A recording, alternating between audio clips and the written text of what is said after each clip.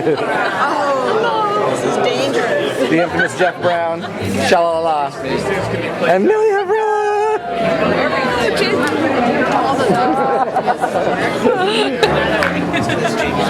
Aunt Tori and Uncle Don. The infamous Brooks Farnsworth, Mr. Treasurer, and his beautiful lady.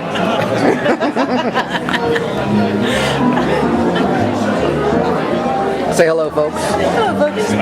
Dick Perkins. Everybody knows Dick Perkins. Anybody else in here? Let's take a look at the bar.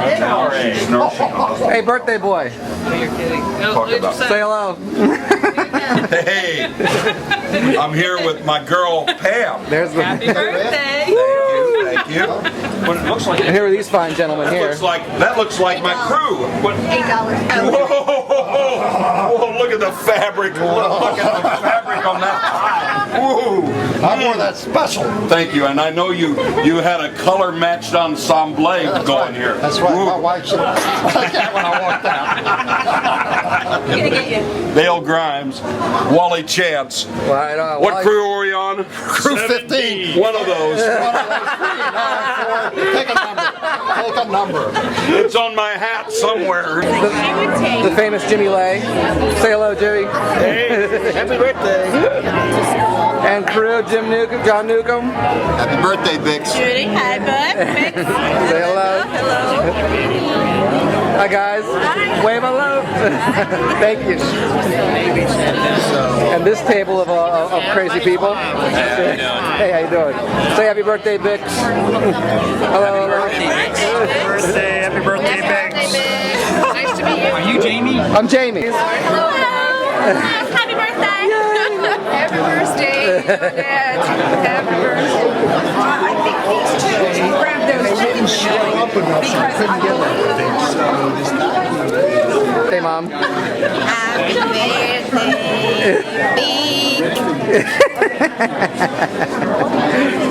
Look at who I've got on tape.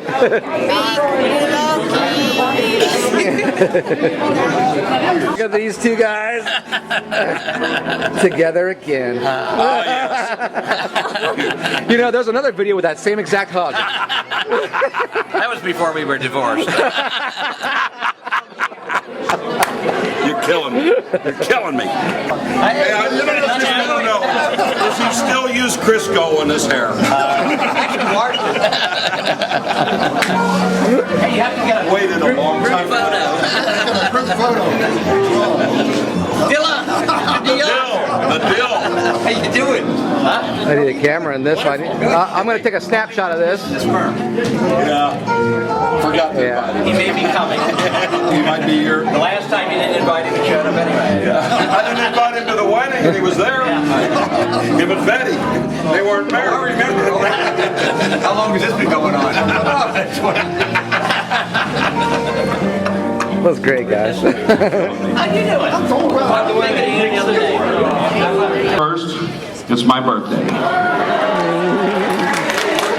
Thank you. And now for the good news. Derek has informed me from Outback that dinner is served. You guys are fabulous. You guys sound fantastic. Thank you. Happy birthday. And of course, I would like to thank the band, Mr. and Mrs. Kilpatrick. And in advance, since I'm not quite sure what they're going to say, I would like to thank the dais. This might be a bad idea, so we'll congratulate them now and thank them for being here. I understand, as I was receiving some of the RSVPs, that a few of these people have actually had their speech written since 1975. So this has been a long time coming, and these might be outdated speeches, I'm not sure, but very excited that they're up here, and also want to let you guys know that anyone that wants to come up, this is going to file out as a line, so you're welcome to join as people speak and then move back to their tables. So get your speeches out now. And with that, I would like to welcome Vix Bullock on his throne, which we spent a lot of time working on.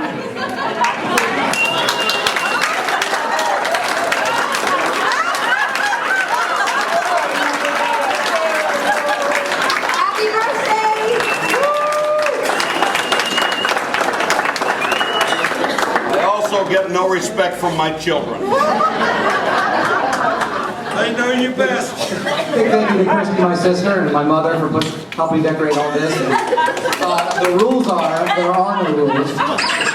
We're all adults here, so you can say whatever you say. You can be as dirty as you want to be.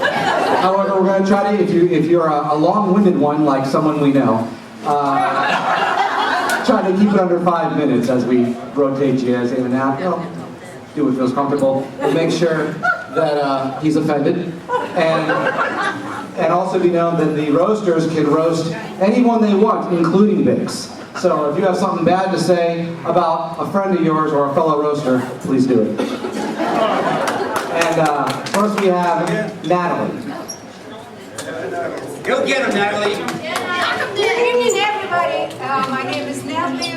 I was born in Ukraine. I hope you will not get a hard time with my accent. If you will have, just splash water on me and I will disappear. I'll show you. Personally, I love the month of July. My daughter, Julia, was born in July, and that's why she has the name of Julia. By the way, July 17th, she will have 20 years anniversary. My stepdaughter was born also the same day when my daughter was born, on July 17th. Her name is Molly. And my little son, 5 years old, came from daycare and he said, "Mommy, I'm married." I said, "To who?" He said, "Julia," again Julie, July. And then I love July because first time I came to United States from Ukraine almost 12 years ago in July.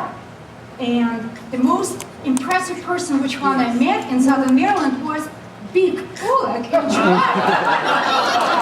And More? and a week later, he helped me to rent a piano in my house and helped to arrange me concert in August. So I became little bit, teeny tiny famous in Southern Maryland for one day. And then he helped me with some echo about students, so I got some students also in music, as a music teacher. I know Big almost 9 years, and I have to tell you, he was always the biggest help in my life and in my family. He's a really life preserver. You're not just a businessman, you're a great person who give always your heart and smile to people.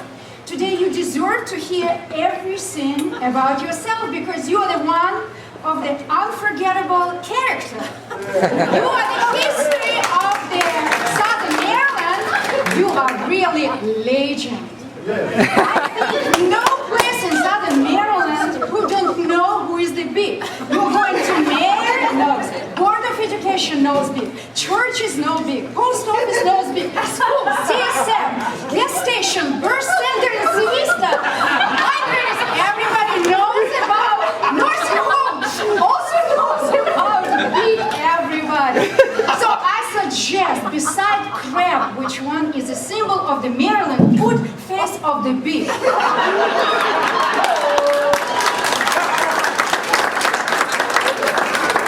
You are the one who has unique voice, from the very loud to the very sensitive. Mommy, how are you?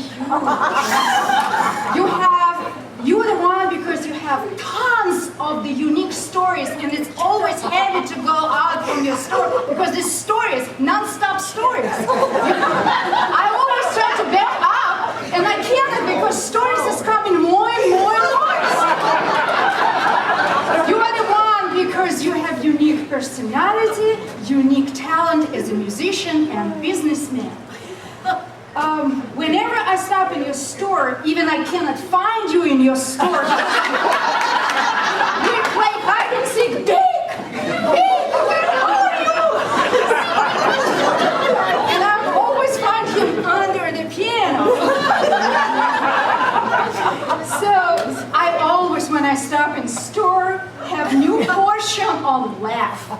And I always sparkling from the smile. I always have muscles sore here after that. So your jokes about barber, Italian couple, and Paul, unforgettable. Who don't know? Stop him and talk to him about Paul. And recently I saw Pop do not travel too far to Italy without Barbara. I saw him in Washington, and I was, God, I remember, Vic told me about this story. But Pop came to me. I didn't go through the whole Atlantic Ocean to see him.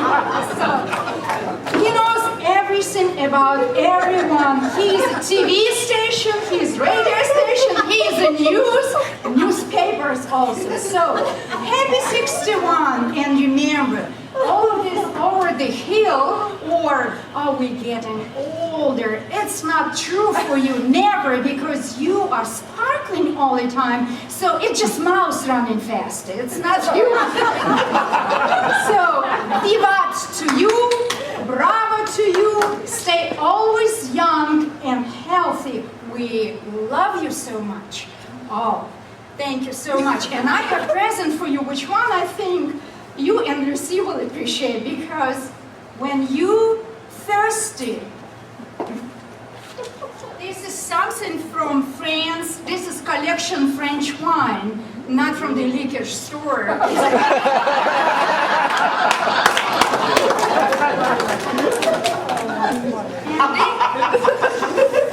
And this is what you always expecting from me, because you know I'm always bring you borscht, and I decided this time I will not compare it with Outback. I decided to just make you borscht forever.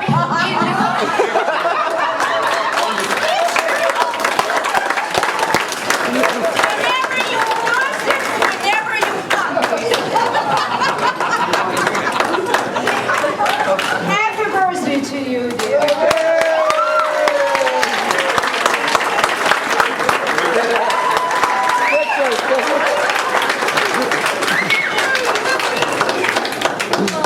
Got it. Got it. Oh, yes. And the last what I want to say, you say lots of musicians and people who loves music.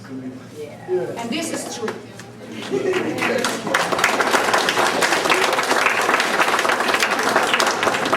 Next up, we have a power couple, Millie and Andy Havrilla. First team.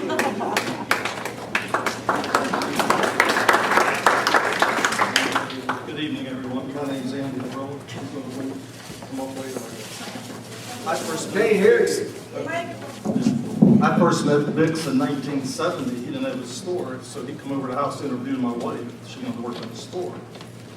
And I was in the Navy, except I was enlisted, and he was an officer.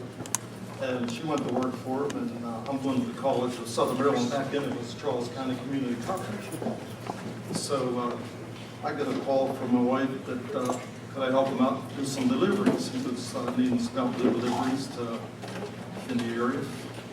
And I said, sure, in between classes, give me a call and I can come over. So I go over, and finally he gets in the store. He steps over here, what's now a ladies' liquor store.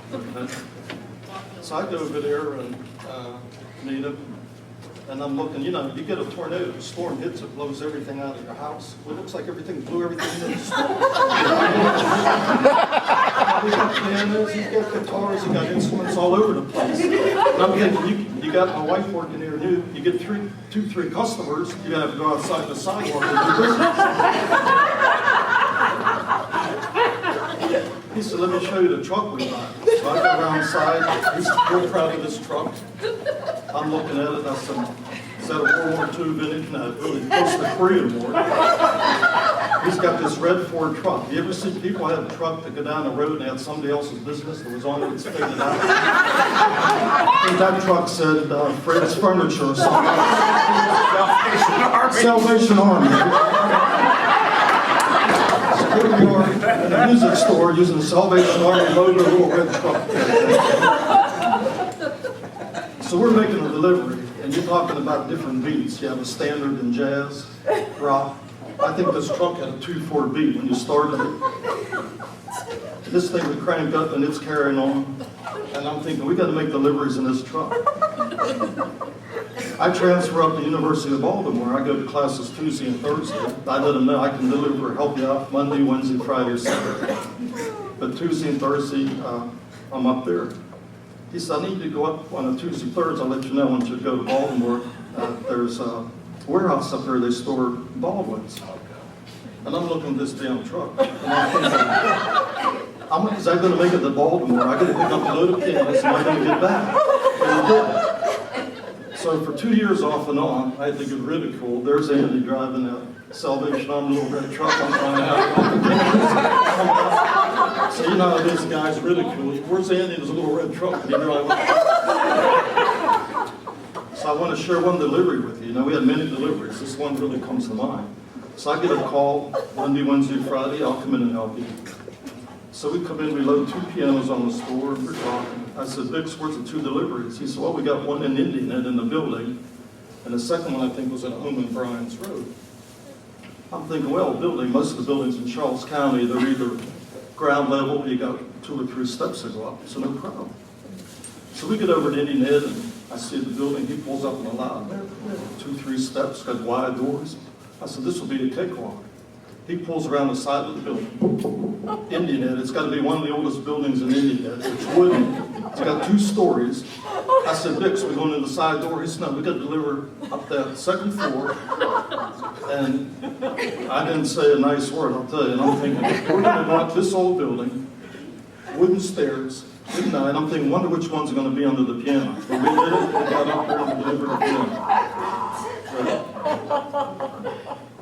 You think Christmas and Easter started 12, 15 years ago? April, I'm sorry, yeah, Christmas in April. It started in the late 60s and 70s. If y'all remember, we used to have the gypsies from South Carolina. Used to come up here, they'd do your driveway, and then about 2 storms and stuff would wash off, and then do some pretty tricks.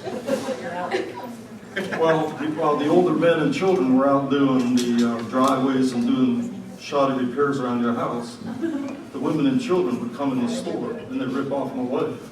If you didn't know that, they were practicing for to get a part in thievery. But that's one of the things that happened. She'd tell me to come home and say, they'd come in with the little kids, they'd be just all over that store, grabbing their Monica, grabbing something that they could walk out with. And she said, what are you doing? Well, it's my kid's birthday. You know, they wanted it free. So this is some of the stuff that went on in the 70s. Like every April, we got hit with the gypsies out of South Carolina. Many happy birthdays continue in life.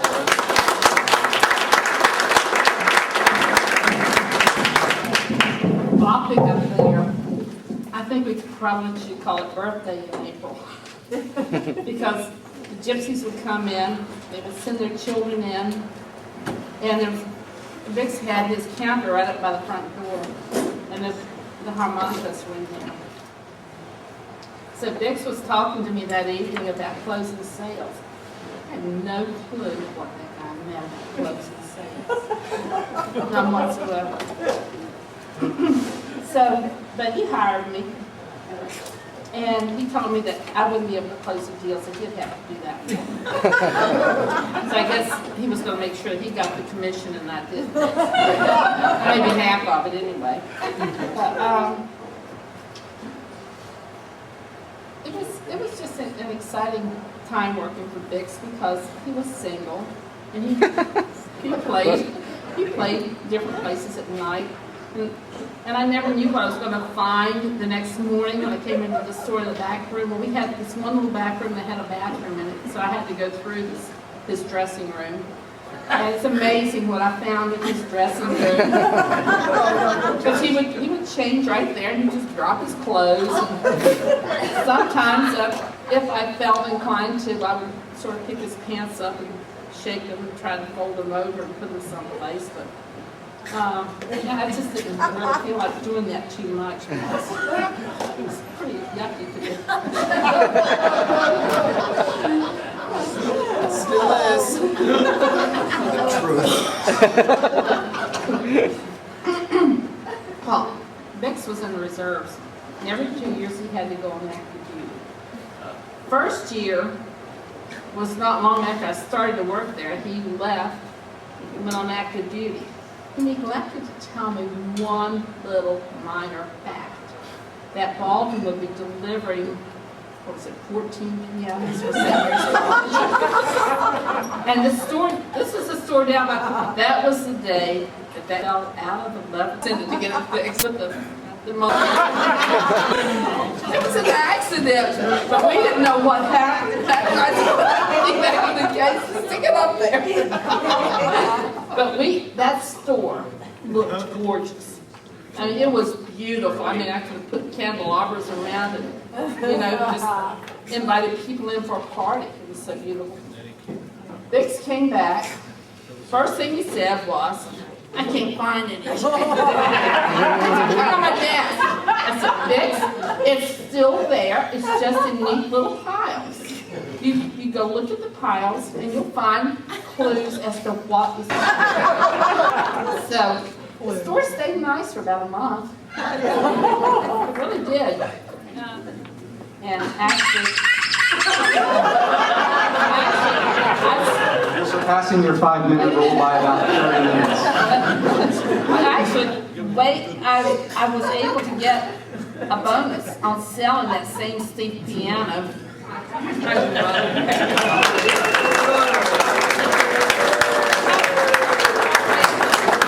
did bring a gift for Bix.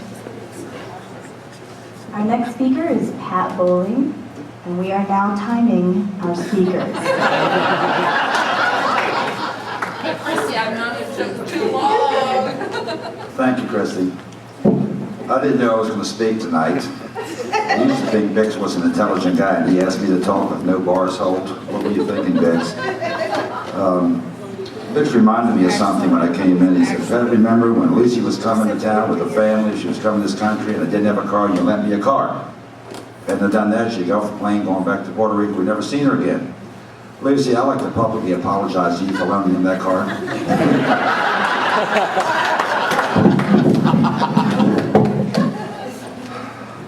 No bars hold, we can say anything. You have a good divorce attorney, Bix? I've learned a lot from Bix. I've learned that people who cannot sing at all can get paid to sing. I've learned that anyone can open a music store and have financial success. Incorrigibles can become officers of the United States Navy. As you know, Bix was in the regular Navy, VP 56, and he transferred to reserve unit, VP 68. It was really a strange retirement 24 years later. When I met him in VP 56, he was lieutenant commander. Retired at VP 68 as an ensign. And you know how that happened yet. So, Busted me down. well, he could have gone further. Bix has inspired people. He has, in fact, inspired Jimmy Buffett. The song Changes in Attitude, Changes in Latitude, if you listen to that song, his last words are, he says something about a good navigator never knows where he's going until he gets there, and then he's still not sure. Bix was a navigator in the P3 community, and that's where that came from. You don't think so? The skipper's over there, he'll tell you. Bix has written many songs. Well, I know he wrote two. The Mary Jane Bridge song, that was a good one. And Chesapeake Bay Bridge Tunnel. And if any of y'all are thinking about leaving early, but you're not comfortable leaving early, what have you, get Bix up to sing Chesapeake Bay Bridge Tunnel for you, you'll leave. One other thing, financial matters here, Bix. You sold me a piano. I tried to play it. My wife had you pick it up, and you were going to sell it for me. You were going to give me $1,000 back, you said. That was in '82. That wasn't a joke. But I'm done. But I do want to say this about Bix Bullock. I've known this man for some time, and I'm not going to beat him up anymore because he's one great American. Bix, you have served your country proudly. You have had a great family and served them well, and no one serves the community in Charles County more generously than you. You've been a sincere friend all my life. You never forget it. We've been apart for a long time. But when you had your party, you remembered me, and I appreciate that. So I would say, fair winds and following seas, bravo Zulu, and good on you. Thank you.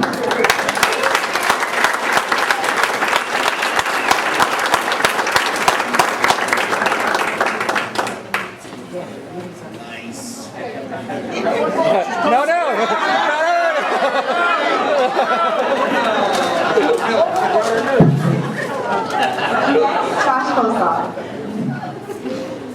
I'd like to start by bowing our heads, please. I thought this was a memoriam, not in honor of. Well, in that mind, we were actually driving here and I saw the birthday cake and I thought it actually said Happy Birthday Bix on it, and then I got closer and closer to it. And then it said it had the same birthday as you did, 350 years. You preserved well. So, I've known Bix a long time. Actually, you could be my father. Maybe you could be. But I know that he had to go out of the country to get a wife. So, because he was a player here in La Plata. No one really catch diseases then. I think syphilis and TB were still,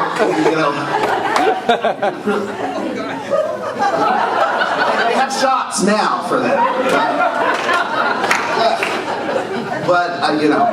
But he has beautiful children. I know he didn't father them. And thank God Lucy went to the sperm bank and got number 7223, wasn't it? Sperm donor? Beautiful. If I was a woman, I'd get the same one. Now, I recently found out from the Rotary Club that Bix was in the Navy. I had no idea about that. And then I started thinking about it. I thought to myself, Navy? I bet you that's where Top Gun was created, because of Bix. I never knew whether you were Goose or Maverick or Butthead. I didn't know. But I knew that it was based on your life, though, right? Top Gun? Maybe not. Maybe I'm pushing it. But Bix, I know you again for a long time, and I knew that you were, that MC of the Junior Miss pageants. My sisters were involved with that. I think all the young girls knew you were a player, and stayed away from you because they heard rumor that you had a big organ. But actually, Lucy said it's average.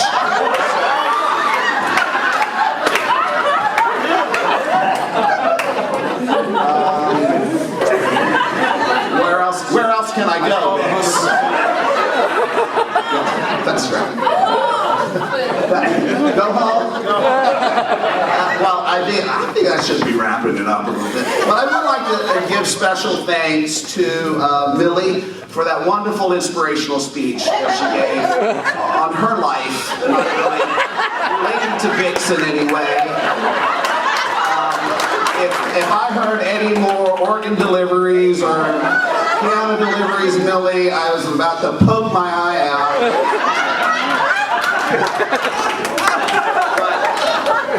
But I didn't realize that when Bix put the ad, no qualifications needed, I too would have applied. But anyway, Bix, from my family to your families, we love you very much. I hope you have another 350 celebration. And I love your cologne, embalming fluid. Thank you.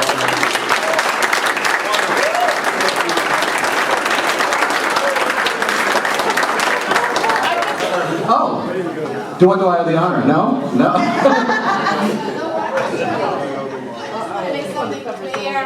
Yeah. For those here who think that we are lying about his age, he is 65 today, not 75. Birth certificate.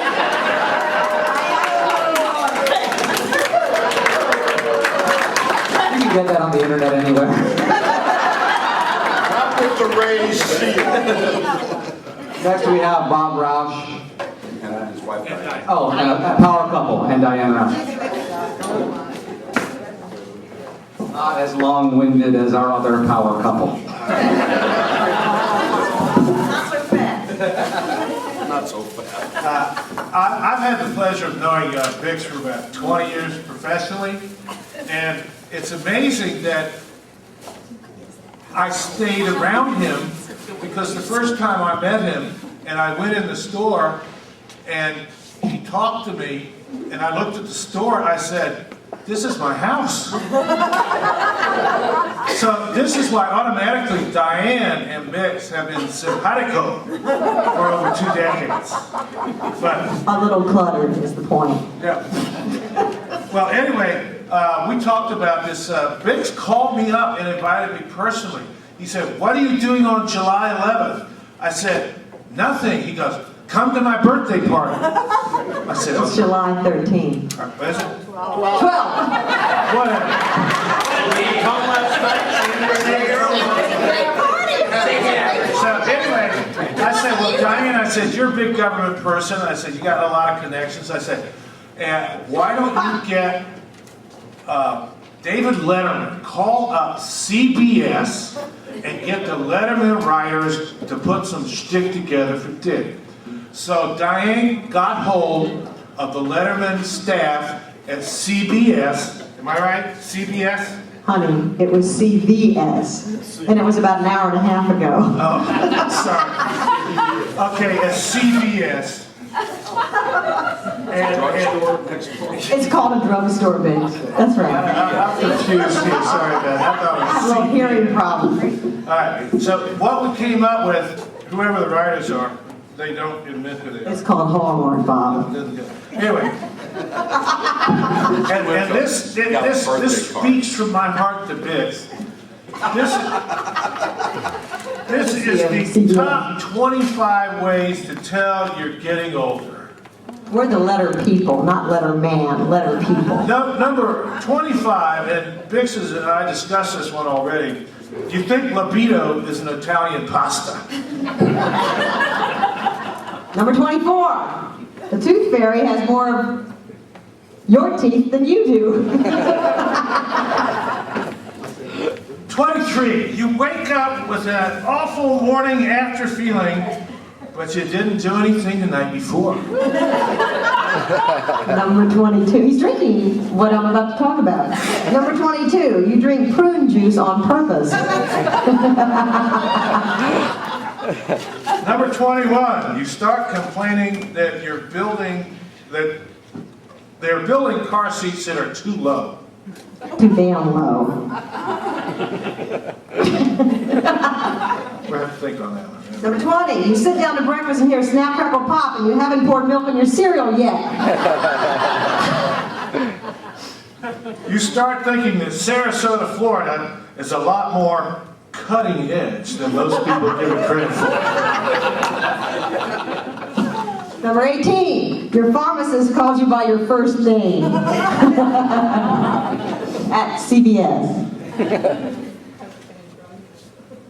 Number 17. Number 17. Lucy says, "You want an egg?" and hands you a piece of chicken.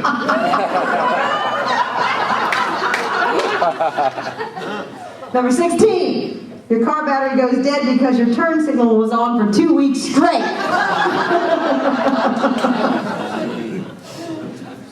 Lawn care or... Number 15. Number 15. Lawn care or a lawn chair for him has become a big part of your life.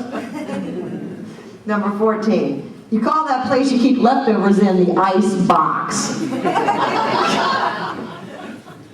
You begin to think of an RV. 13. It's called number 13.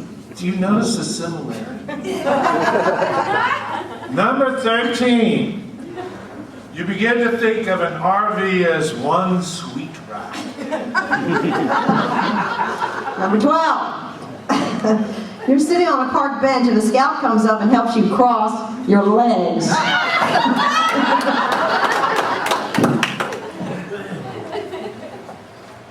Number 11. Conversations with other people your age often turn into dueling ailments.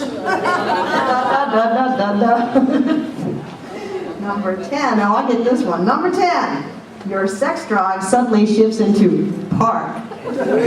Oh. You got that one.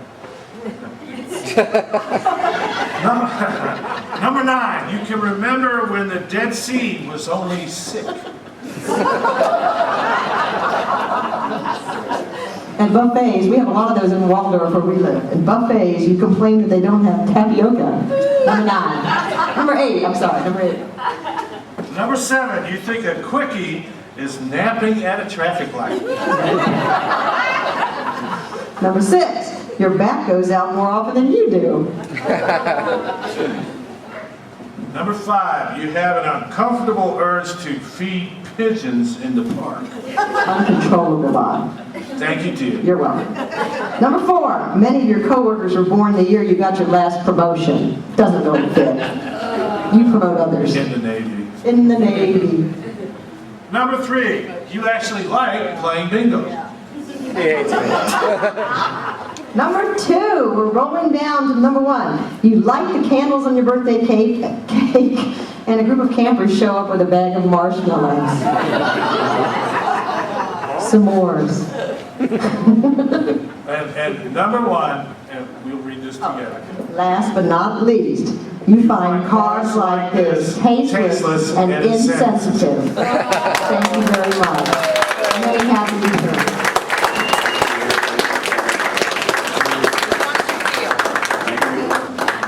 About to introduce Kevin Dillon. And the wines and the mail. But before I do, the dais is looking a little empty up here, and I know more of you have something mean to say about Bix. So come on up and have a seat and get ready. That includes you too, Fox. Start moving. Jerry, I'm going to let you off easy today. These people have done a job on this. Take your best shot. I'll give it a shot anyway. Take it. But I met Vix about 40 years ago, so I think that's a little longer than anyone else here tonight. But we became. You got me. Your seat's right down here on the end. Right down here. Nothing more from the peanut gallery either tonight. But we became friends, and it was easy with Vic to become a fast friend. And over the years, we've been really able to maintain that friendship. But those of you who know Jerry, and obviously everyone here tonight does, might say that he has certain idiosyncrasies. And they have created quite an interesting legacy, Vix, over all the years here. But before I do that, I have a confession to make too. And I hope by the end of the evening you'll be able to forgive me for what I'm about to say. But about 30 years ago, you let me borrow one of your most treasured possessions. And it's a record album. And I know you can't see it in the back. But it says, Virgil Fox plays the Baldwin organ. And it's actually inscribed to you here, from Virgil. But Vix, I have no idea now why the hell I even have it. But it must have been you were trying to sell me either a piano and organ at some time in the past. But so tonight, on this special occasion, it's your birthday, and I'm going to return it to you.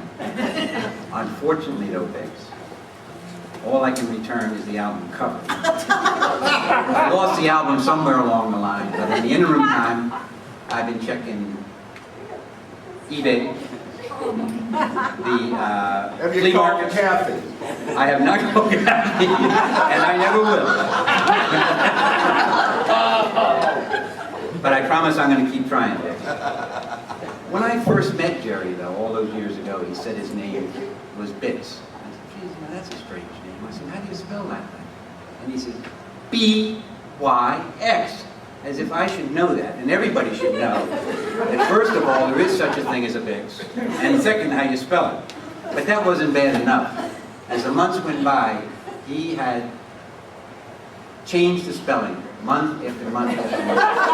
So you never knew whether it was Bix, B-Y-X, or Bix, B-I-C-S, or Bix, B-Y-C-K-S, or Bix, B-I-C-S. But you just had to say Bix. They all sounded the same, and he'd usually respond. Bix also wanted to know right away after you met him that he came from Cape Girardeau. No state, just Cape Girardeau. Or the Cape, or KG like he used to say. And he says, oh, he was taken aback and surprised why no one knew. He says, don't you know that Cape Girardeau is a major duck and goose flyway coming down to Canada going to the south? Not only that, he would go on, he would say, Cape Girardeau has the largest radio tower west of the Mississippi. Well, Jesus, Biggs, if you told us in the beginning, we'd have known right where it was.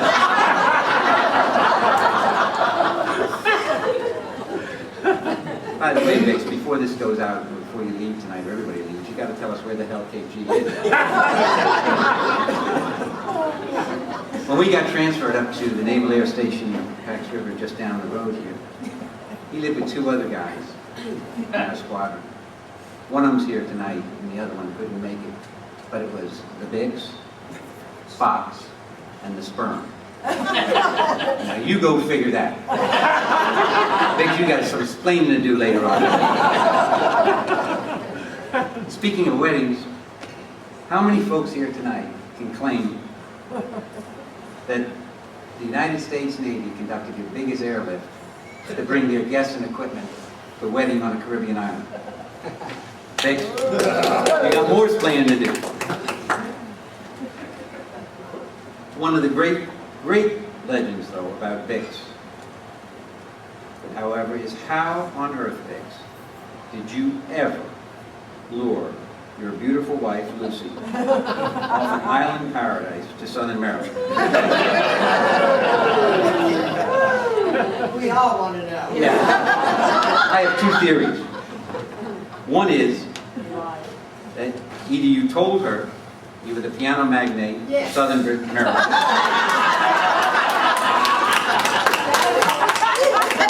or it was when you told her you were a prominent composer and lyricist. After all, it was mentioned here, I think, by one of the gentlemen that spoke just prior to me, of your 2 great songs. And it was Parts Bred and the Chesapeake Bay Bridge Tunnel. Maybe by the evening end you can explain that one too. But in spite of the fun we've had with you tonight, Jerry, you know, you've been a great friend. I wish you a happy birthday. Thanks for inviting us here. Let's do this again on your 85th.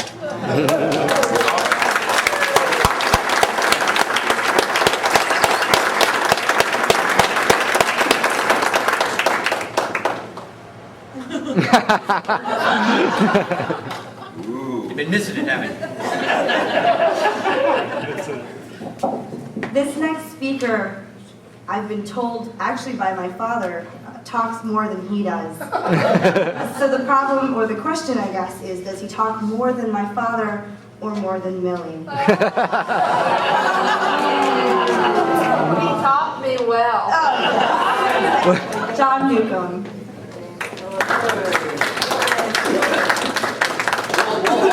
We'll hog on you.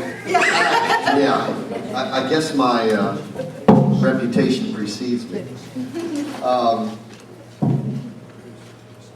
I know an aspect of Bix that a lot of people don't know because I've been his regular drummer for the past 28 years.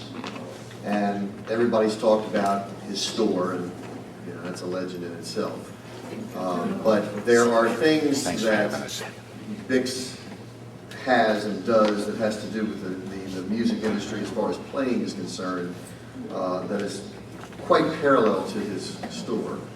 So I thought that I would tell you a little bit about his playing end of his life and career. A few things you may not have known about the Bix Bullock combo. First of all, if you get a chance and you get close and you've never seen it before, you have to go up and look at my bass drum, because if that isn't the back of Bix, I don't know what is. That is just absolutely fantastic over there.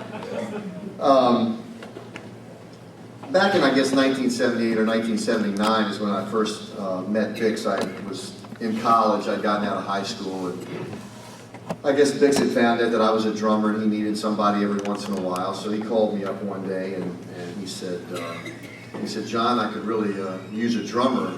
Would you like to come play with me? And I said, well sure. I said, what do you do? And he says, well, you know, we do a lot of jazz. Well, what he really meant was we did a lot of trash. He started out for about the first set, and then by the time he got to Fats Domino and a few others like that, it really was a wild time, but I enjoyed working with him. I remember when I first met him, I really didn't know what to expect, and I go to this job, and I'm setting my drums up, and I'm getting ready, and we're getting closer and closer to the time that the show is supposed to start.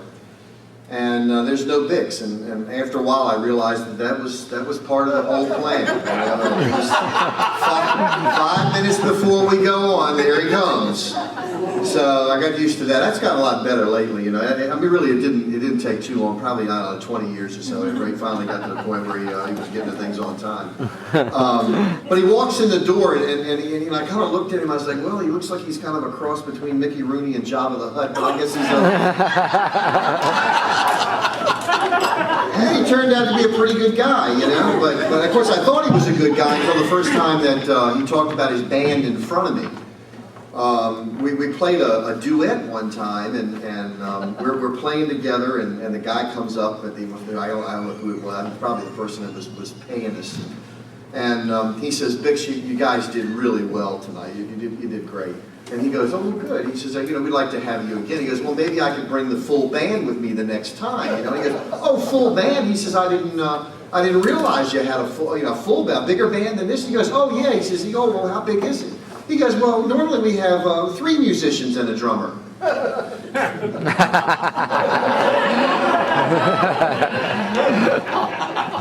So that's when I really realized exactly where I stood with Bix. But he paid me well, so we managed to hang together for a long time. They were talking about idiosyncrasies earlier. I'll tell you the idiosyncrasies as far as... What are we doing next, Bix? What would you like to do? How about, yeah, or what do you want to, you know? So finally I started deciding that, you know, I've really got to have a mental thing here, and I've got to remember songs so I can start calling them out to him. And it got a little bit better, but that took a long time to get over too. The other problem was that, the other thing that he would always do was he would always, and to this day he does this, we will always play at least one song that I have never played and never heard of and never seen in my life. And I have no frickin' idea where it came from. So he'll pull this trash out and he'll go, oh, we're going to do so-and-so. And he looks over at me and goes, okay. And I'm like, whatever, Vince.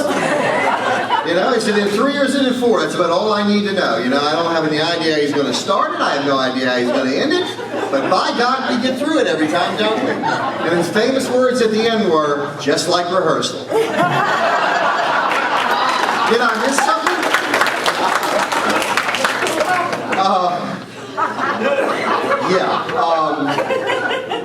Another thing that happened, and this has a lot probably to do with the store as well, is I can't tell you, if I had a nickel for every time we did a job that something did not go right with the equipment, I would be a very rich person right now. Now, I guess he's come up in the world because he must be bringing better stuff with him nowadays, but for the first 20 years, there was either a microphone that didn't work, or a PA that didn't work, or something that didn't work, and it was just absolutely amazing. It was almost like we could take bets on something, but what was it going to be? So that was another interesting thing we had to deal with. And then the last thing that we always had to deal with was requests. Yes. And 95% of the time, Bix really makes a good decision. But then there's that 5% of the time he doesn't make a good decision. One time a guy came up to me, and I don't know what his name was, Tim or something or whatever, you know, and we were introducing us. Hi, John, I'm John, the drummer, you know. He goes, oh, he says, I'm Tim, and I have a 10-minute limit. That was at the deal anniversary. and I'm like, what? And he goes, oh, Tim, I got a 10-minute lip, or whatever his name was, you know, and I was like, okay. And maybe it was 15, and that was about it. But that was an interesting night. But the most interesting one was not too long ago, and I got to tell a little story on myself. We were playing the seniors prom, which is absolutely a wonderful thing. If you're old enough that you can go to that, it's the prom that they do at the JC's Hall. The kids from the schools, the seniors from the schools put on a senior prom for the senior citizens. It's fantastic. I mean, Bix has always been a big part of that. We cut our fees in half because we believe in it so much, and it really is a wonderful function. You can be a guest now, right? Yeah, that's right. That's right. We're going to have to find a new keyboard player. Well, a couple of years ago, he brought this female blues singer to sing with us. And I'm sure he didn't. I'm sure that he did not realize her situation, but I noticed that just before she would play every time, she would go to the pocket and bring out the flask. And she'd have a little drink. And every time she would sing, she'd have a little drink. And by the time we got to about the third set, she was pretty wasted. So anyway, we're standing there, and we're waiting for the crowning of the king and the queen. And I'm standing there waiting for it, and we're all just kind of like trying to stay in the background. And I was in my tux, and this woman's back here next to me, you know, and she's kind of like having a good old time.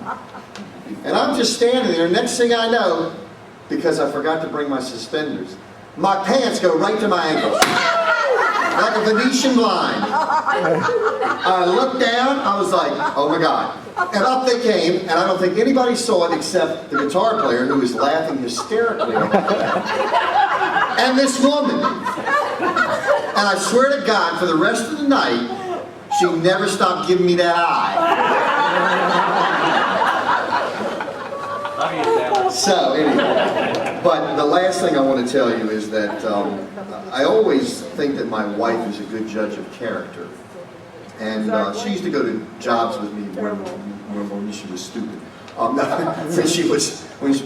we didn't have kids and things like that, she would tag along to the jobs. And we were playing down Brent Bay one night. And Judy had, I guess, come from work or something. She had to change her clothes. So she goes into the bathroom, and it's pretty early in the evening.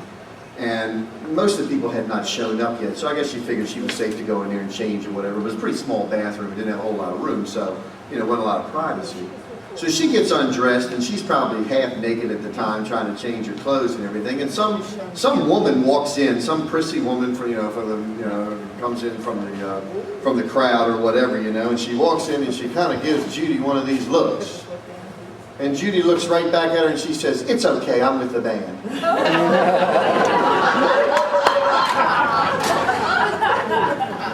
It's about where our band gets put in people's list. So anyway, but I just want to say that Bix and I have been very good friends for a long time. I appreciate so much the fact that he has allowed me to be a part of his band for as long as we have. We've had some great times. We've had some interesting places to play. We've had some wonderful places to play. I can't tell you how many great crowds we've had that have really enjoyed his music. It just goes to show you that even though we don't do modern music, people still can have a great time with a lot of the old classics and a lot of jazz, a lot of country, a lot of 50s music. You know, everybody who comes to see Bix play has a great time by the time the night is out, and me being a part of that is a wonderful thing. But I also will say that, you know, other than the music itself, he is a very good friend of mine, and I am certainly a better person in this world because I met him.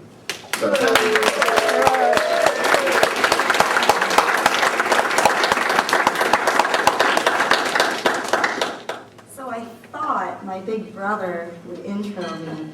Apparently. Oh, get up there. This is my beautiful sister, Christy. She's done a big part of tonight's event for my father, she again, and my mom. And you know, I live across the country, so I wasn't able to do as much as I would have liked. But she's here, and she's, I'm sure, she's one of the more sarcastic ones in the family. So we'll see what she gives Dad.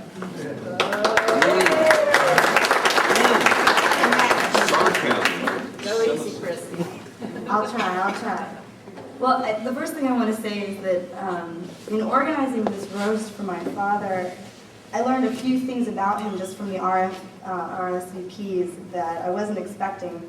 The first that was the most surprising was that a lot of you guys are real.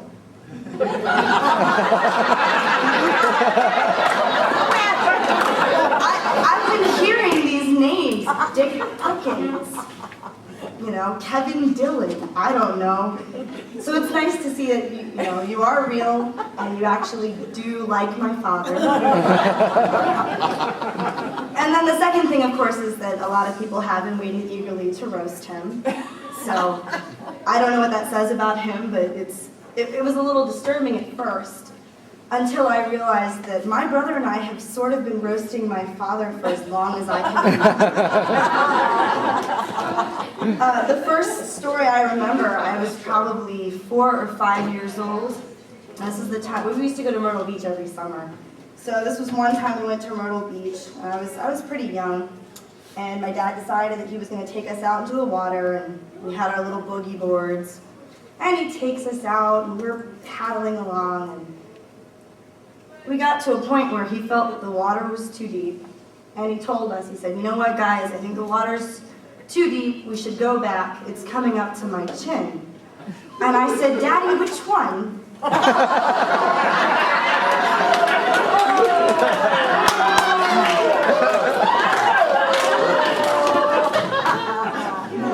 So today I thought, while I'll be hearing from you guys, and I'll probably be hearing some really embarrassing stuff about him, I don't really need to know the size of my dad's organs, so whoever said that speech, I could have done without that one. But I figured I'd just give you some insight into Bix Bullock, the man, the legend, the father. So the first thing you guys should know, and someone gave a speech about this earlier, about how yard work becomes more popular. Well, if you don't know this about my father, know it today. My father hates yard work. It doesn't matter how old he gets, whatever. Yard work is one of those things that he avoids to a degree I've never seen anyone avoid anything. Cancer, anything. About 5 years ago, I came home, a little bit longer than that, I came home from college. He already knows what I'm going to say, because this is one of his better moments. About 5 years ago, I came home from college, and I was coming home to visit my parents, just for the weekend. And I pull into the neighborhood. We lived back on Turkey Hill. We had about an acre yard, so half an acre in the front, half an acre in the back. Pull into the neighborhood, I stopped to get the mail, and I look up. I don't know why I looked up, I just did, pulling the mail out of the mailbox, and I see the yard. It looked like someone had done this.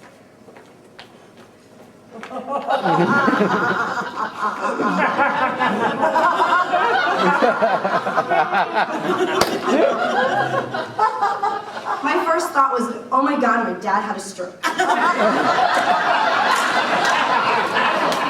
lying somewhere in the yard, he's paralyzed. I gotta call an ambulance, I gotta call somebody. But no. I called my father, who was in perfect health, who had been so desperate to get out of mowing the lawn that he hired a blind man. I'm not joking.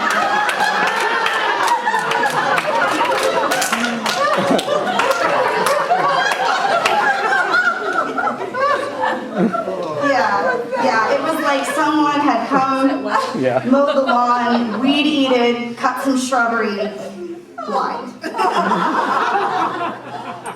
Second thing you should know about my father is that he has worked very hard to make sure that Jamie and I build strong characters, that we're not, we're not mean people, we're not spoiled, for example. He gives amazing gifts. Amazing. I mean, gifts you wouldn't believe. Like the year I asked my parents for a scooter. You know what a scooter is. It has a wheel in the front, a wheel in the back. You stand on it, you push yourself, you pull it on. Yeah, my dad got me a scoot board. What is a scoot board? I still have it. I don't know what it is. Yeah, that was the year everyone else in the neighborhood got a scoot board. So I just want to say thanks, that was awesome. Then there was also the rollerblades he got me. Yeah, rollerblades. You know what rollerblades look like. The ones he got me had 3 wheels per blade. Again, I'm not kidding, 3 wheels. Where find this stuff? I don't know. In the music store. Probably in the music store. And there on consignment. But nothing's as bad. Nothing's as bad as the gift he gave my brother. When he was 16, Jamie asked for a car. And I called Jamie about this because I was like, I really want to roast my dad on this because I remember you asked him for a car and he gave you coins. Coins. And Jamie corrected me. He said, no, Christy, he gave me a coin. Just one. The third thing that you don't know about my dad, the father, the myth, is that he's an amazing pool player. Nobody knows that about Bix Bullock. Amazing. Jamie and I didn't even know that until a few years ago. Jamie got a pool table, and we all were hanging out at his house, and my dad said, let's play. And we were like, okay, whatever. Yeah. My dad kicked our asses. Jamie, then me, amazing. And that was the day we nicknamed him Missouri Fats. Number 4. Bix is not the only nickname my father has. If you ever hang out with him, or you answer calls at the store, or you get any of his mail, anything, he goes by a few names. Just here's a couple that you may not have heard. Vic, Phlox, Pax, and Splex. The fifth thing you don't know, my father loves dried fruit. I mean, loves it. Like, the drier, the better. I'm talking prunes, this dried, like, mangled little apricot things, whatever. If it's dried, I mean, in fact, we should have told you to bring that for his birthday. Because he loves those. Wine, forget wine. Dried fruits. The problem is that he loves it so much, he likes to combine it with things because he thinks that it becomes a new flavor that's even better. He calls them taste sensations. His latest inventions are the following, and I'll let you think about which meats and which fruits come into this one. First we have pruneroni. Yeah, that's right. Pepperoni and prunes, which he wraps around the prune. It's a taste sensation. Then we have aprolamis, and my new favorite, pastrapple. Don't ever let him cook for you. The last thing is that my dad was just inaugurated president of the La Plata Rotarian Club.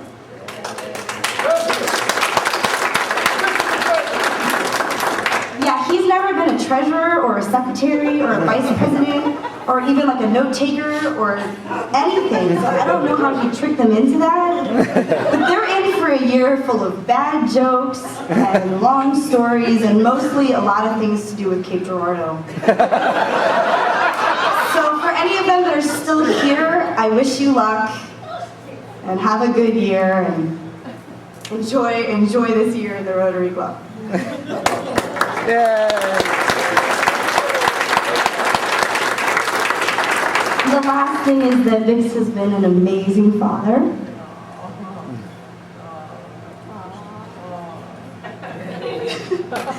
It means so much that you guys all came out. And Jamie and I spent a lot of time thinking about this event. Actually, it was supposed to be his 50th birthday roast.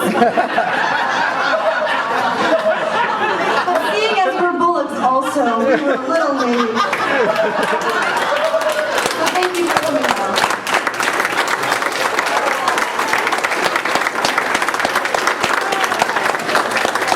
Our next speaker is Brooks Farnsworth.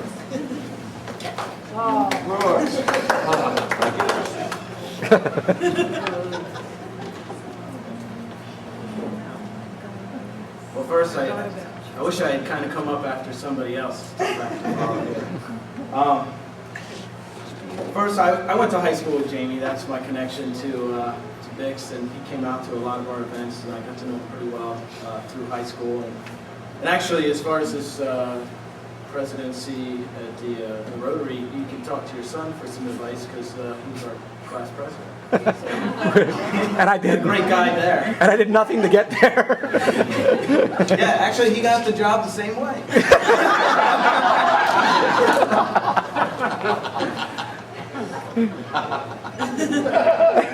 Anyway, first I'll say, for 65, I think you look great. And the reason I know this is because back when you used to come out to all our events, our sporting events, we actually thought you were 65. And you look exactly the same today.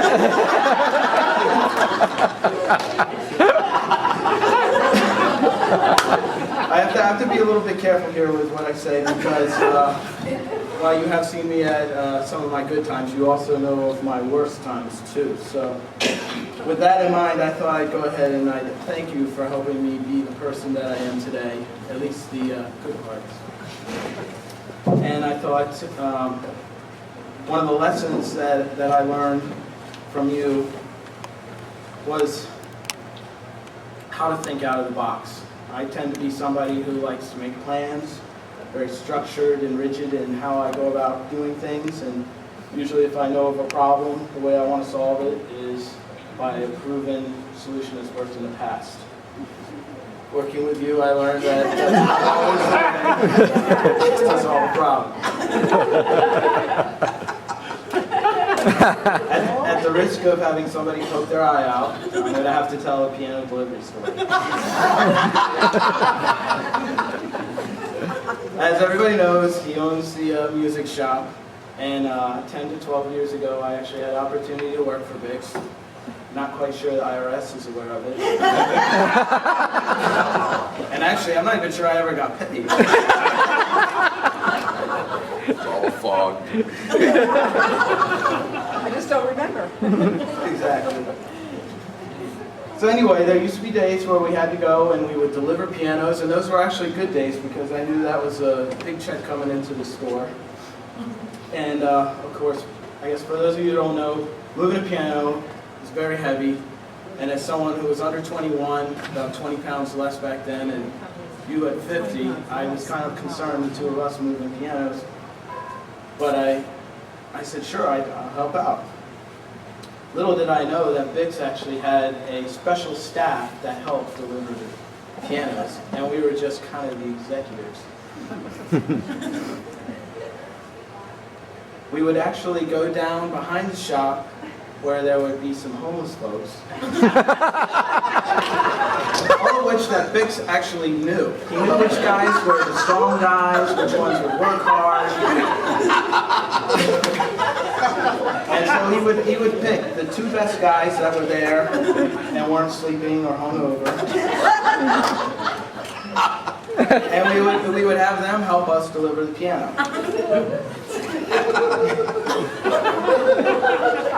So when we arrived to the house where the piano was going to be delivered, Bix would run in and he'd quickly scout out where the piano needed to go, and he'd leave me there to direct the workers to get the piano out of the truck.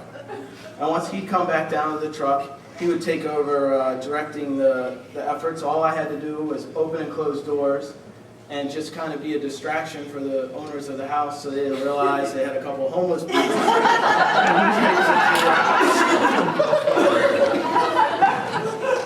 And at the time, it seemed like just such a crazy way to go about getting things done, but we were there on time. I'm sure, as far as the bottom line, that was probably a really good way to get things done. And in my own job these days, one of the ways that we go about success is the bottom line, schedule and budget. And so the way we normally do that is, we have very structured plans. And I can always think back to that experience and say, well, we got all these structured things, but maybe there's some resource, maybe some way we can go about doing this that's a little bit smarter that nobody else would think of. And I always draw back to that. And so I just want to say thank you, Bix. And happy 65th. And I'm very honored that I was invited. Thank you.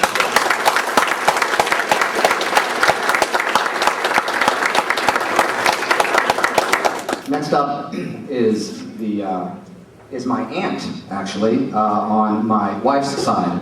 So this is my wife's aunt / mother, and this is Tori Snedeker. So this is going to be a really short story. But as Jamie mentioned, I married into this family through him and my niece. He's really my child. And as several people have mentioned, Bix is an amazing talker. He just can tell lots of stories, and he's a great talker. So on the occasion of my sister's 50th birthday, Bix and Luz came, which was really nice. And so in attendance at this party was an old family friend. His name is Sherman Nadorf. And Sherman Nadorf is an amazing talker.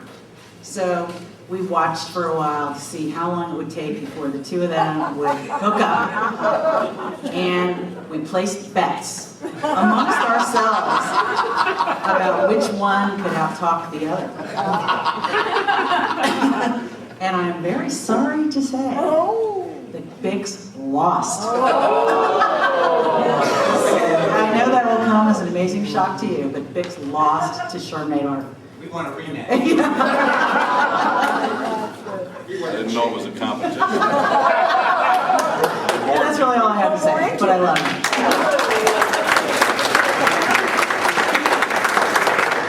Next we have Chief Dale Grimes.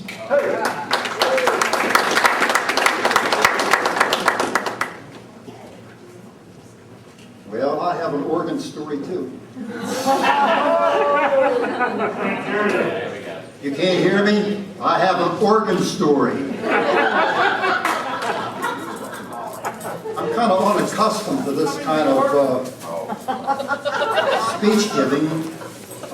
I'm at the age now where most of my talks are at the funeral home, giving eulogies. And I just wish I knew now what I knew when I was 65. But I too remember the first time I heard someone use the name Bix. I said, Bix, like in a Bic pen? They said, no. I said, B-I-X? They said, no, B-Y-X. I said, what kind of name is that?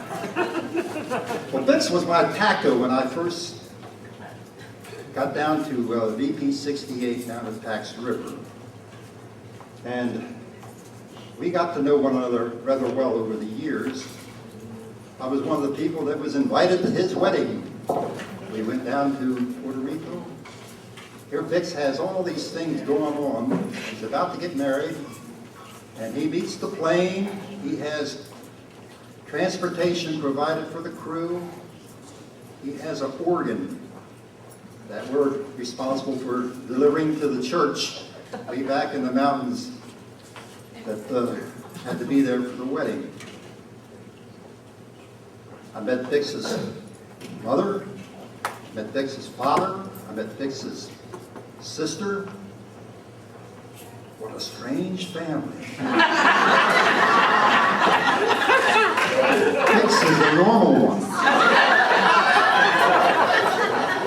I know you find that hard to believe. But we got to the wedding. Bix had this great big wallet, and it's stuffed with money. And every time we turned around, it was laying on a chair, it was laying on the table. I mean, it was like, you know, his mind was somewhere else. And I said, well, that's Bix. His mind was always somewhere else. Lucy says now that he's getting older, he has his mind on one thing, but he can't remember what it is. That's funny. Bix and I had a dread of NATOP exam. We had to take his NATOP's check ride once a year. And I think between him and I, we had the worst time with that fool thing, you know, and the Navy insisted on doing it every year, and every year it got harder and harder. So in the wisdom of the Navy, they came up with a scheme of where they removed all the numbers off the side of the airplane because they were afraid of the bad guys would jot down the number of the aircraft when we landed at foreign ports. So Bix has a check ride. He goes down to the maintenance control and he says, what aircraft? He said, well, you got number 7. He said, where's it located? It's on spot 13. Well, you go out there and there's 9 airplanes. and there's no way of determining, where spot 19 or spot 9 is. Bix ended up pre-flighting 3 different aircraft before he got the right one.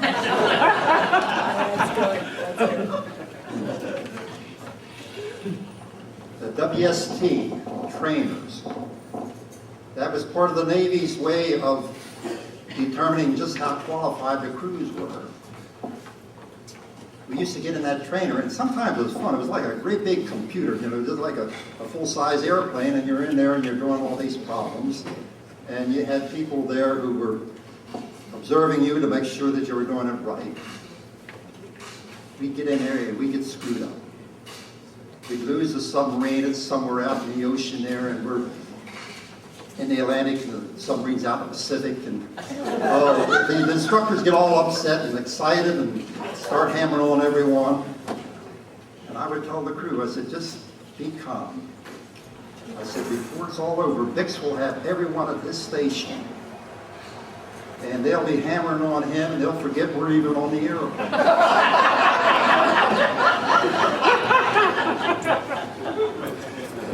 But somehow, no matter how bad we would screw up, before it was all over, Bix would have talked those people into giving us a qualification. And I think partly it was because he wanted to get rid of us. He just keeps talking and talking and talking. Give it to him, get him out of the plane, get him out of the trainer, and we'll start with the next crew. So there's other things that I could say, but let me get back to that organ. After the wedding, and Bill and all the guys were outside the church with their sabers, and Bix and Lucy go charging out there, and the Fox is there. And we're packing up the organ to take it back to the airplane. Give it to the priest. And the priest says, boy, that is sure is a nice organ. I came this close of giving that organ to that man. To this day, I regret that I didn't do it. Bix said, I wish you had it. He said, I probably would have taken it off on my taxes. So, all right, I'm going to wrap up here because there's other things, that could be said about Bix. But he always had, well, let me get back to this name business. I finally figured out what this BYX stood for. B is if you can't be on time, be early. Can you imagine Bix ever being early on anything? Why? Well, Bix, we'll come back to why. But let's talk about X. X makes me think of expert. I was told an expert is a has-been. X is has-been, spurt is a drip under pressure. Boy, sometimes we were under pressure. And why? And the Bix's name is because we love you, Bix. That's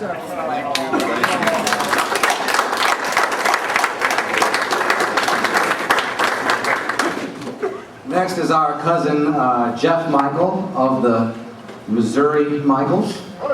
And my father's mother was Ruby Michael. And this is one of those people.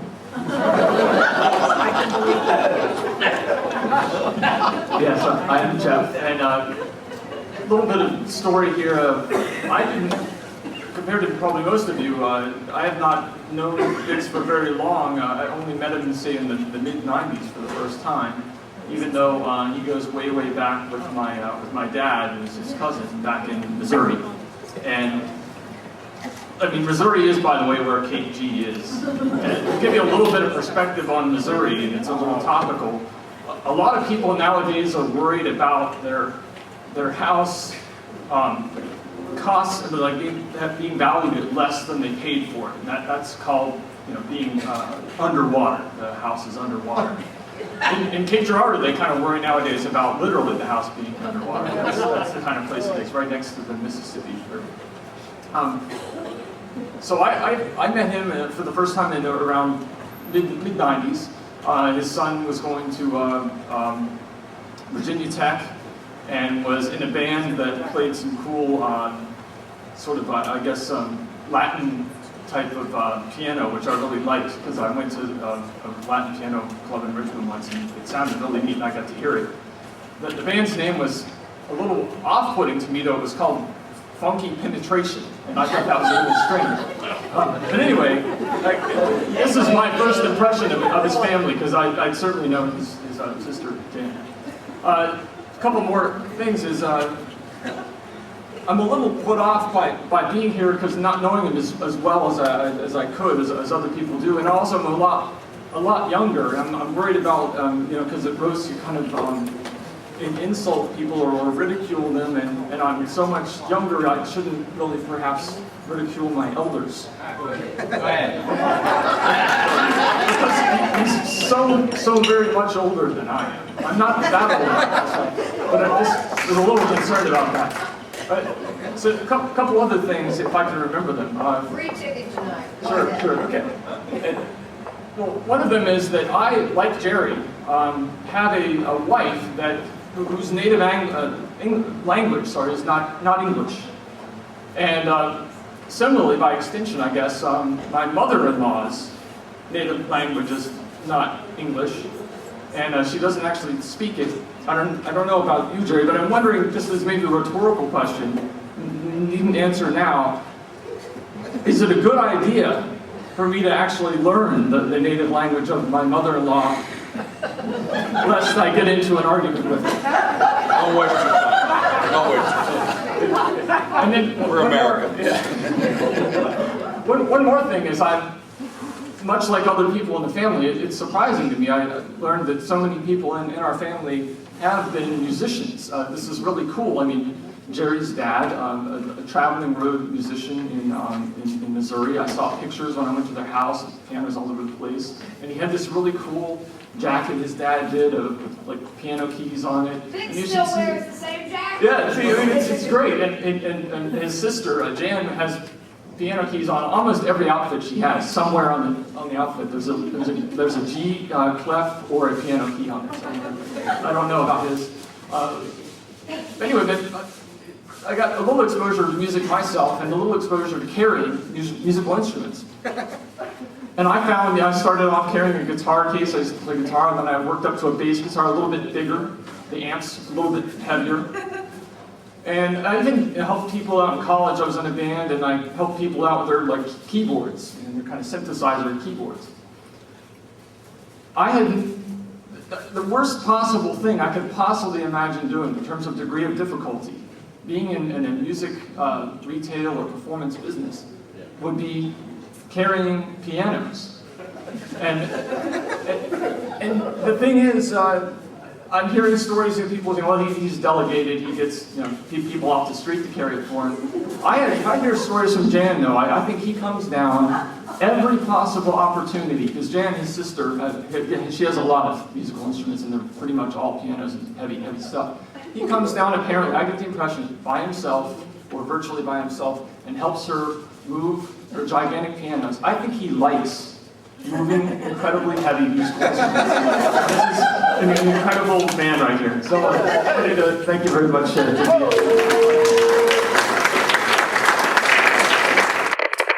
Hello, hi there. I'm from California. Happy birthday, Mr. Bix Bullock, my father-in-law.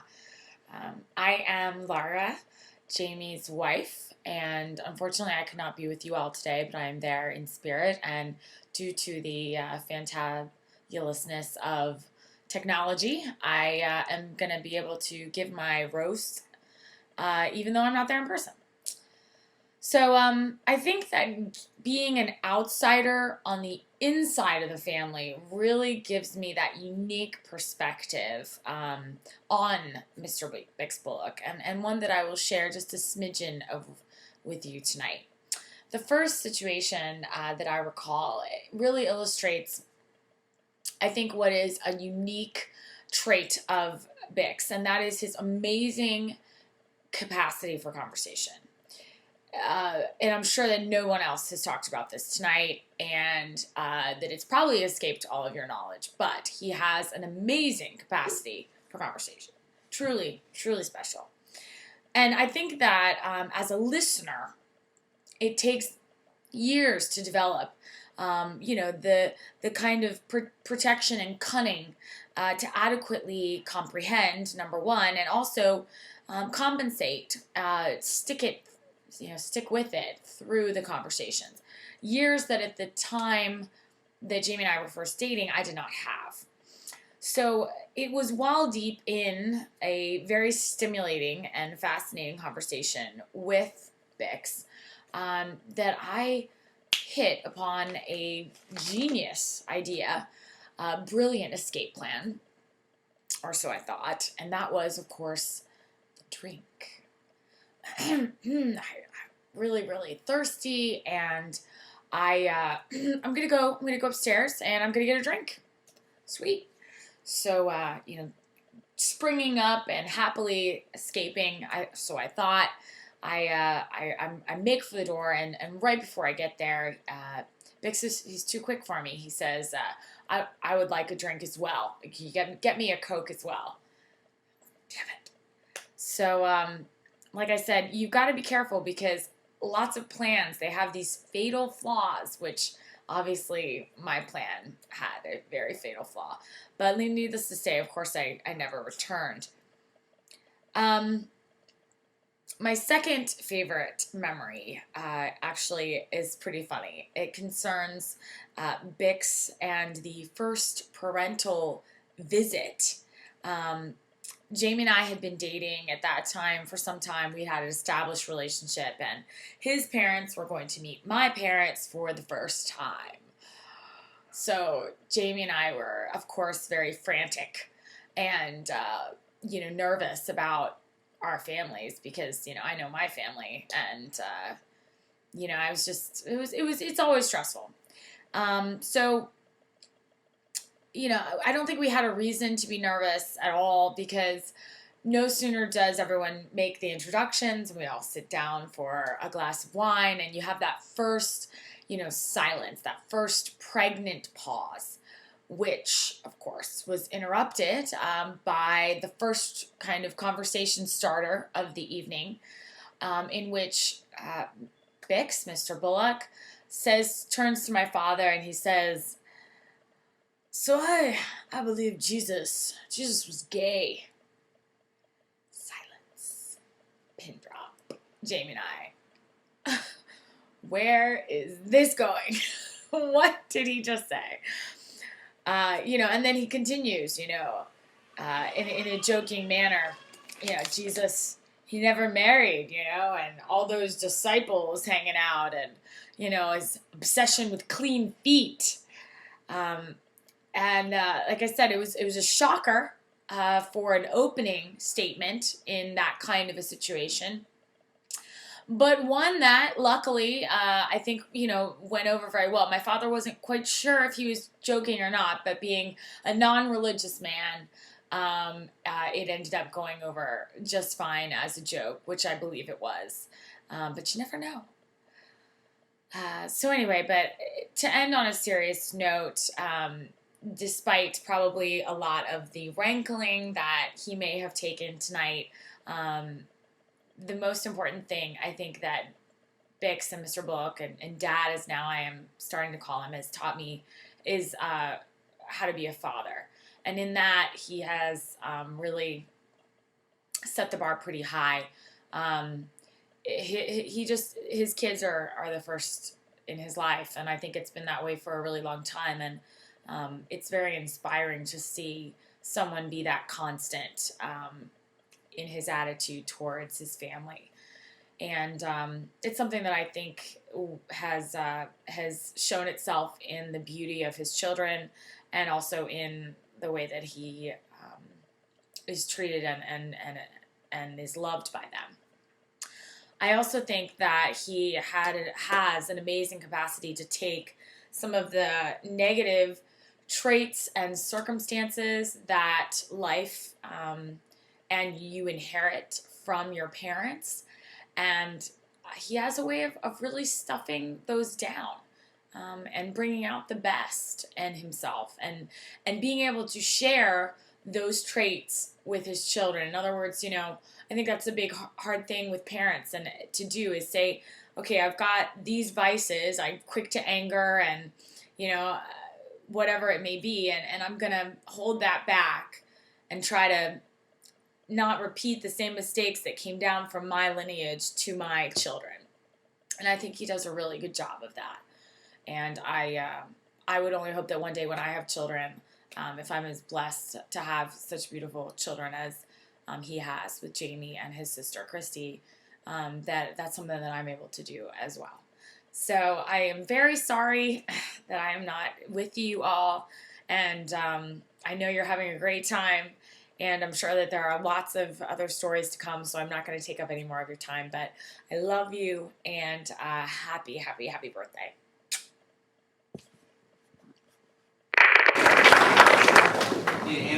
Help Pop's out.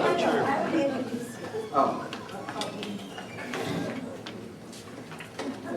The next speaker is the reason why my parents kept having children.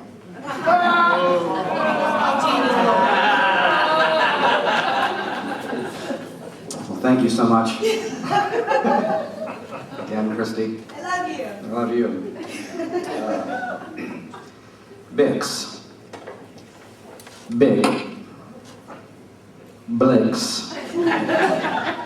Bullocks. Vic Babes. And as Jim Guilfoyle's mother used to say, how is old Flax anyway? Yeah, my dad's been known by many conjugations of a name that isn't even his. How did you get the name anyway? I still don't know. I'm a son, I don't know the name.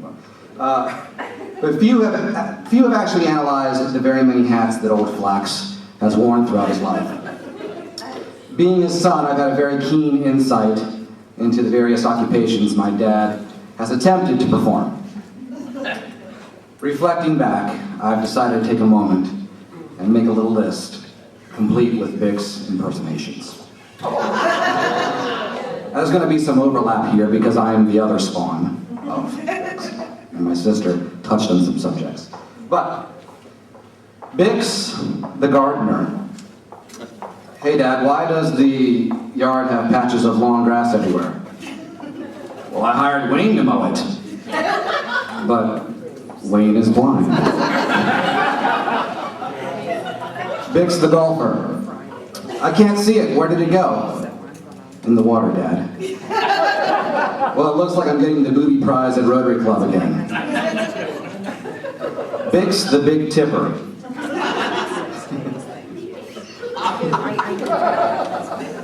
Hey Dad, you know that's not quite 15%. You know you never tip on the tax, son.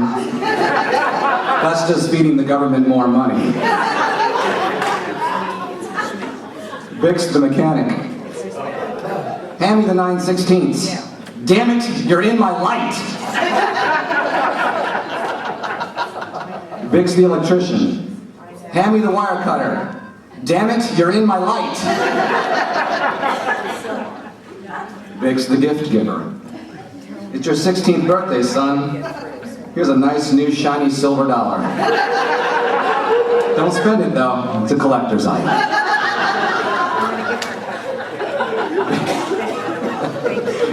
Bix the romantic. When is my anniversary again? I always get that confused. Bix the churchgoer. You know, I think Jesus was gay.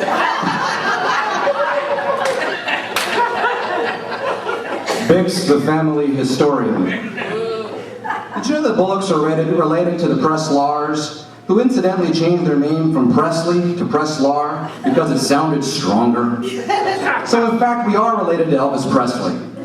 Side note, that's actually a funny story. Most of the family lore will put you to sleep, especially if you're getting a double dose from Bix and his sister. I've been there. It's an instant sedative. Bix the athlete.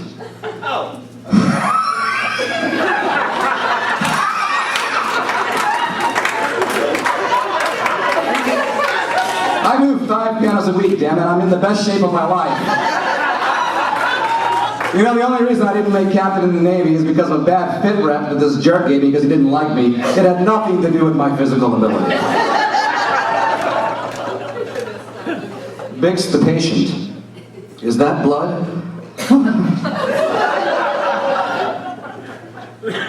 Bix the physician.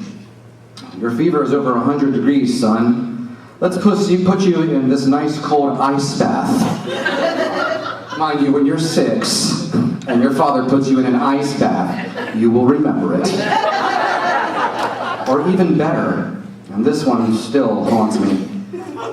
Chigger under your skin, son? Where? Down there? Let's put some rubbing alcohol on it. What the hell, Dad? That hurt so bad. Bix the cook. Your mother's out of town. Here's a TV dinner. Enjoy. Bix the experimental chef. I've got a new snack I've been working on. See? I wrap this prune in a slice of pepperoni. I call it Pruneroni. And I'm working on a new one. Pastrami and apples. Pastrami. Bix the husband. Do you want to say anything?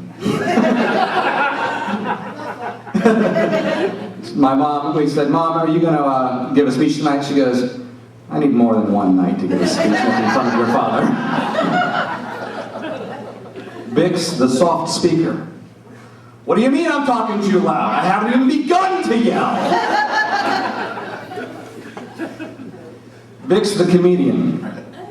So there's this black guy, a Jew, and an Indian. No, I'm not gonna tell one of these jokes. They're just too racist. No, they're not. I'm kidding. Bix the salesman. How much did you get those shoes for? $60? I'll sell them back to you for $75. Bix the negotiator. Well, Dad, I really want this car, and I think it's the right thing, and what do you think? Can you help me buy the car? Sure. Let's go talk to the man. Sir, this car costs $25,000. I'll give you $5,000 for this car. And not a penny more. Bix the employer. There's been a lot of comments on that tonight. I love you, Dad. My name here is not Dad. It's Mr. Bullock, or Bix.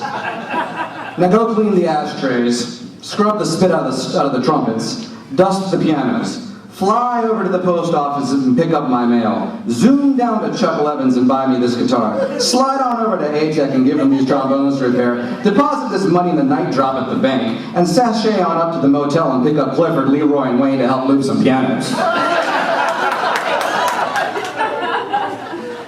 Bix the disciplinarian. Dad, I locked the engine in my car. I put a quart of oil in it, the light stayed on. What? You idiot. If the idiot light in the car says check the oil, then check the oil, idiot. I got a lot of idiot in my life. Bix the pet owner. I'll just tie my dog onto the back of this car and forget about him, and then drive off until my 300-pound neighbor comes running out of his house to tell me to stop my vehicle as I'm killing my dog.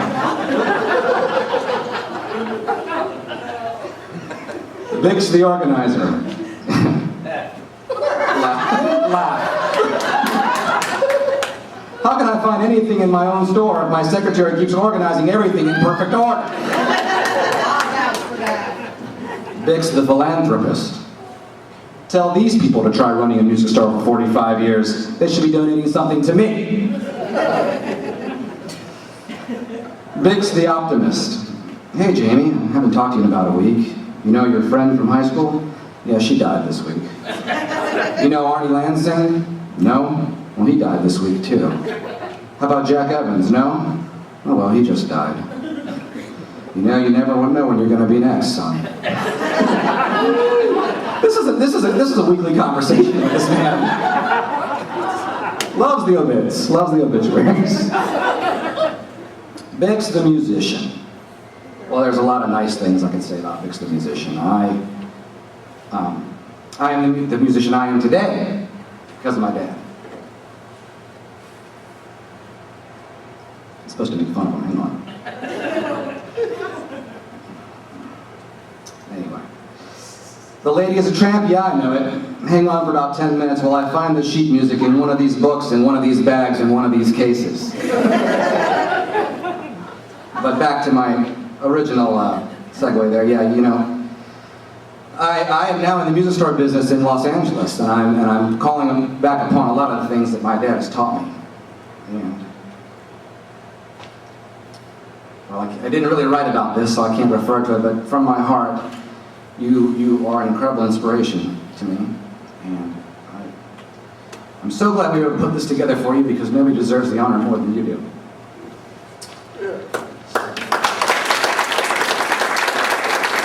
Lastly, thanks to the father. Need I say more? Now, I think he wants a rebuttal, but before he gets one, will you please join me in singing Happy Birthday? Happy birthday to you. Happy birthday to you. Happy birthday, dear ladies. Happy birthday to you.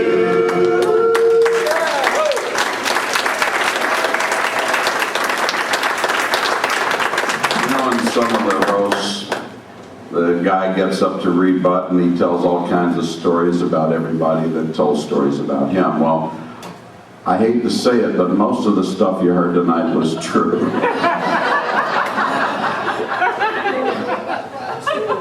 You know, there might have been a detail here and there, but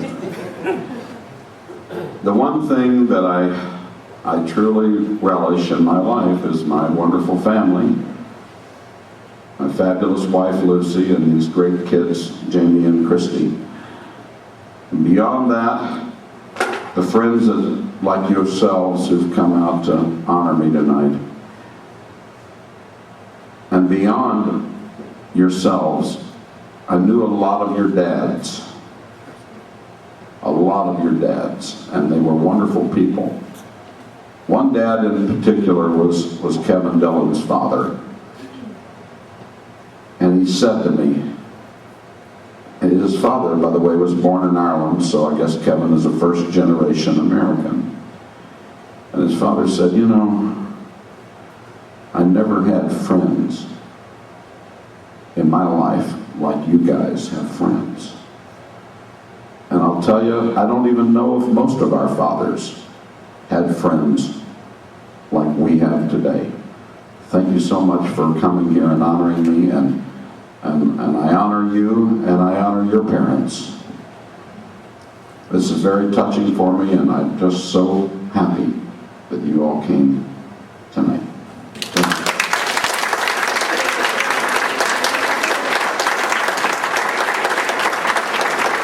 I think we're going to get a keyboard and have a little jam session. If everybody got cake, I don't know if they got cake and coffee, but we're going to maybe play a couple of songs. Heart spray. One of those. Good singing. Good singing. Mary Jane. Mary Jane.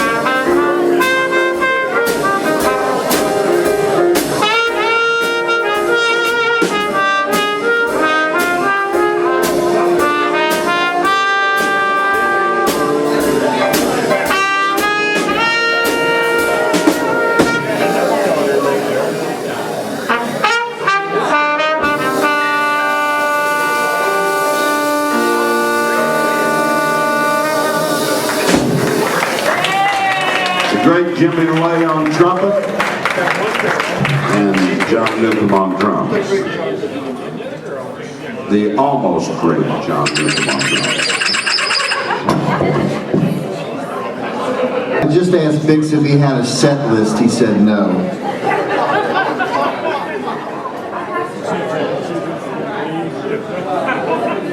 He's out in the car trying to find a request.